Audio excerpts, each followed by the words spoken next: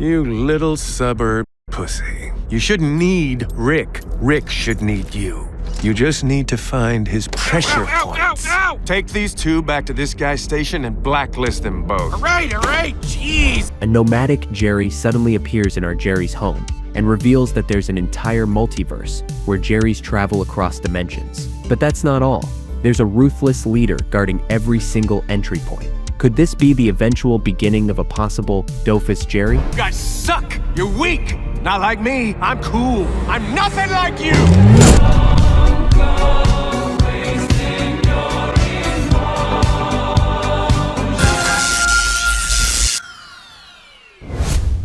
The episode begins with Jerry eating his cereal, as if it were just another ordinary day.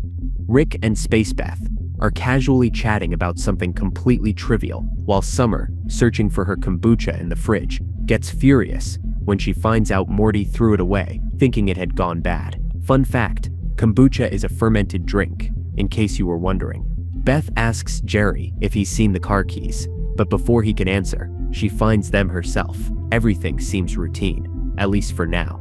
Jerry seems to be enjoying his cereal, until the real Jerry walks out of the bathroom, complaining about the low-fat ice cream he ate at midnight, which clearly didn't sit well with him. That's when he comes face to face with a nomadic version of himself. He's frozen, unable to do anything but stare at his identical clone. The clone immediately tries to flee the house, but not without grabbing the bowl of cereal and running off with it.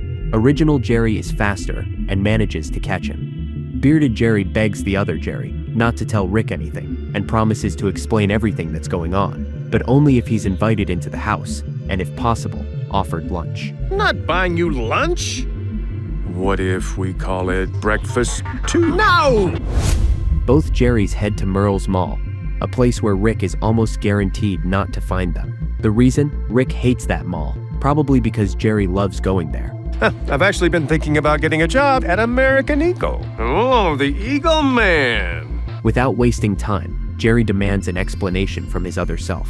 He wants to know if he's from the future, or if he's here to kill him. Bearded Jerry explains that he's a traveler from another dimension. For a moment, our Jerry thinks he must have stolen a portal gun, but the other Jerry clarifies that he didn't. He simply slips through the cracks of the multiverse. This Jerry also admits he really likes his family, unlike his Morty and Summer, who are constantly fighting. Our Jerry's kids seem to get along much better. Still, he knows he has to go back home. No sweat, Eagle Man. Just give me back your upstairs closet. And well, that is a weird location. But just to be clear, if you do try to kill me and take over my life, I can scream very loud.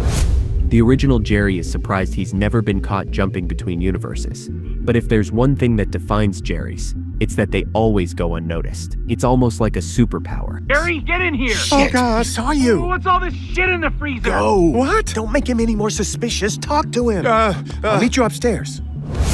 Meanwhile, back at the house, Rick is stuffing a frozen alien into the freezer. Jerry walks in to help, but Rick, in his usual annoyed tone, complains that his dumplings are taking up too much space and that Jerry needs to learn to share with everyone. As Rick keeps talking, Jerry can't stop watching his double casually heading upstairs, as if nothing strange were happening. Trying to act normal, Jerry starts a totally random conversation, just to keep up appearances. You catch that episode of Naked and Alone last night? Hey, between you and me, I think that guy likes to drink the yak piss. Are you making conversation with me? Sorry. I guess I do watch that TV show. And he does seem excited about the piss. He does! Okay, good. Don't waste my freezer space. And don't fucking blindside me with small talk! When he gets to his room, he finds the nomadic Jerry snooping through his closet. But it's not just curiosity based on his experience in other universes. Rick always gives Beth a bigger closet. And in fact, Jerry closets hide something even more shocking, something that allows them to travel between dimensions without needing a portal gun like Rick's. Bingo. And what does that lead to? Buddy, a guy like us can hike the whole multiverse without even leaving the house. You want to see? Do I want to stick my hand through a wall? Not really. It's just one stop over. Come on. Quit thinking like a Jerry and live a little. Jerry, I'm still angry at you for talking to me. Ah! Once inside, he discovers that the closet leads to another closet, and then another, all of them are interconnected. Nomadic Jerry explains that the Jerrys who know this secret try to leave safe routes for one another. For example, an upside-down coaster means the coast is clear. Blah, blah, blah, blah, blah, blah. In this reality, all words are blah. I kinda get what they're saying.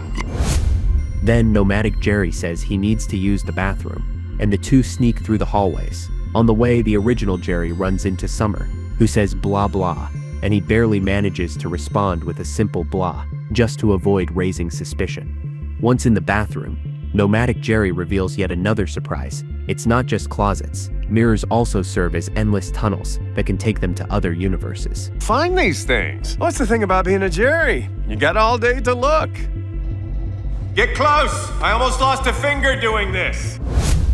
This new world seems to have gone through an ice age. Everything is completely frozen. Luckily, some Jerry left behind special suits to survive the cold. Once downstairs, they discover that the entire Smith family has been frozen. And since this universe is safe, several traveling Jerrys have turned the wall into a mural. Each of them has left a personal item behind as a sign they were there. Here.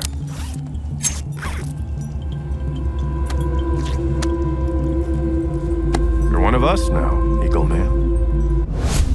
From there, the two Jerrys start hopping through various universes. One is entirely made of yarn. In another, the refrigerator itself works as a portal. In that world, they even shrink down and ride a rat as transportation, only to discover that everyone there is a goat. Another travel method is through a recliner. With a specific sequence of lever pulls, a new crack opens that launches them into the next universe. In one of these worlds, everyone is a hippie, and they're relaxed, enjoying life with no stress, no jobs, just pure peace. In another universe, Nomadic Jerry is quietly enjoying some warm waters when suddenly his Rick appears asking if Jerry has seen the margarita machine. It's clear that this Rick and Jerry have a much closer relationship, more like real partners. He has to know that's not you. Well, if he does, he doesn't care. All right, we gotta get moving. There's a killer view 2 stops over. You guys want a ceviche to go? They arrive in a partially devastated universe, thanks to Rick turning the moon into a disco ball just for Morty's graduation. Nomadic Jerry is impressed by how far our Jerry has come. But of course, he's not just any Jerry. He and his family aren't even from this universe. Remember, they all jumped over from another reality, and even when Space Beth showed up, they ended up having a threesome. Eagle Man! God damn! Original Jerry thanks his other self for opening his eyes. To commemorate the moment, he decides to grab a few beers. He figures if his version from that universe is anything like him, there must be some hidden in the bathroom for special occasions. Shower beer! Eagle Man! These are warm. But as they celebrate, they lose track of time and miss a very important connection, Jerry's only way back home. Since they missed it, they now have to wait a whole week until Rick and Morty return to that same location in order to enter the correct portal. In the meantime, they'll have to stay at Gene's house while they wait. Al, I can't stay with some Gene for a week. Rick will just replace me. No, he won't. They won't even notice you've been gone. That's not a good thing. Nomadic Jerry takes him to a giant bag in the middle of the forest. But this isn't just any bag. It's a secret path that leads directly to the central station of the Jerrys. It used to be open access, but after a group of Mortys tried to smuggle in a barrel of beer, security has gotten tight. There, they're greeted by another Jerry guarding the entrance and exit to the sack. He's wearing a special band for identification. Soon after, another Jerry drives them in a golf cart to the Smith's house in that universe, a home now filled with other Jerrys. Unlike the daycare for Jerrys we already know, this place is inhabited by Jerrys whose families went off on an adventure and never came back. They're kind of like orphan Jerrys. The leader of the place welcomes them and offers them shelter. When they finally meet this leader, Nomadic Jerry asks for permission to use the Tundra line. But there's a problem. It's insanely expensive now. Rick blocked the refrigerator nexus, and with that, prices skyrocketed. Traveler Jerry pays what they ask, although the original Jerry notices a little trick. Since all Jerrys use the same PIN at ATMs, it's very easy to drain their accounts.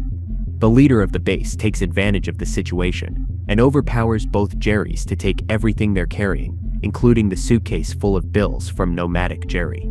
That's when he makes an important discovery. This Jerry has been mapping new routes through the multiverse, and most shocking of all, he's managed to subdue his own Rick. Now that Rick does whatever Jerry wants. You little suburbs pussy. You shouldn't need Rick. Rick should need you. You just need to find his pressure points. Ow! Take these two back to this guy's station and blacklist them both. All right, jeez. But things take a turn. Now that they're flagged, both Jerrys are banned from traveling between universes. Nomadic Jerry ends up living at Morty's school with nothing. Original Jerry wants to find a way back to his universe, so he decides to visit the Nomad's home. But there, he uncovers an unexpected truth. I left my dimension because I felt unappreciated, and by the time I found my way back, Beth had remarried! Oh my God. Yeah. This whole time, you've been preaching about freedom and getting out there. But you're not brave. You have to live like this. You're the least cool version of me I've ever met. You're right. I'm a loser. Let's just do anything other than face my family, please. When he arrives at his old house, he's greeted by Paul, Beth's new husband, who's excited to see him, and even more thrilled when he sees there are two Jerrys. Fun detail, Nomadic Jerry's famous beard isn't something he grew out in his universe. Everyone has a beard. At that point, Nomadic Jerry has no choice but to tell the truth. He apologizes to everyone and explains what's happened. Unlike the original Jerry's family, his is much more hostile toward him. Maybe do something worthy of our respect, like not disappearing? Good point, Morty. Oh, now Rick has thoughts on abandonment? I just said good point. I'm glad you left.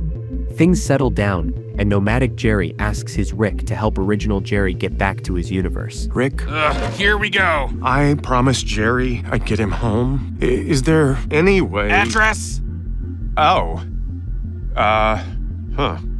Is it a number or like a lot of letters? Uh-oh. We say Parmesan weird, like Parmesan. Does your portal gun use keywords? They return to Morty's school, where Nomadic Jerry's Rick opens the Nexus again, leading them back to the Jerry Central Station, the only place from which Original Jerry can return home. To get in undetected, they wear headbands and pretend to be other Jerrys. But the disguise doesn't last long, and they're quickly discovered. That's when a multiversal chase begins. The leader of the Jerrys and his men hunt them relentlessly through different realities. At one point, they even reach the universe where everyone's face is out of place, just like in the season's promo poster. Nomadic Jerry pulls out one last trick. He uses the same gun they used to shrink, but this time to enlarge the rat, making it easier to escape. They both make it to the forest and try to enter through the portal bag. But just then, the Jerry leader appears to stop them. The only way to stop him is by cutting the rope, which destroys the portal bag completely, and with it, apparently, also the Jerry leader. Or could this actually be the beginning of Dofus Jerry? With the path clear, Original Jerry can finally return home. He even offers Nomadic Jerry a place to stay if he wants. But Nomadic Jerry decides that now that the leader is gone, if he really is, then the multiverse paths should be more open. So, he chooses to continue on his journey. Guys, I found him! He was in the bedroom! I thought I checked in here. What, you guys were looking for me? Okay, good. You found him. Told you I didn't compost his ass. God, get blamed for everything. We were so worried about you, Jerry. You missed Morty mating with an octopus. It'll probably happen again. What were you even doing up here? Oh, you know, just taking some me time. Gross! Well, I wasn't jerking off if that's what you're implying. Ew, what the fuck? Who said that? You just look grody. Yeah, you need to get out more, Dad. Once everything goes back to normal, Jerry tries to leave his coaster in safe mode, just in case another Jerry shows up to visit. But his Rick, the smartest of all, sees him do it. And even though he knows exactly what Jerry is doing, he just doesn't care. So Jerry decides to leave the coaster exactly as it was, because at the end of the day, his Rick is still a threat to any other Jerry. Hey, Dad, have you seen the— Oh, God, Jesus, come on, Dad! What? It's the culture of the show. You're supposed to watch it naked. It is the culture of the show, honey. Guys, we all use those couches!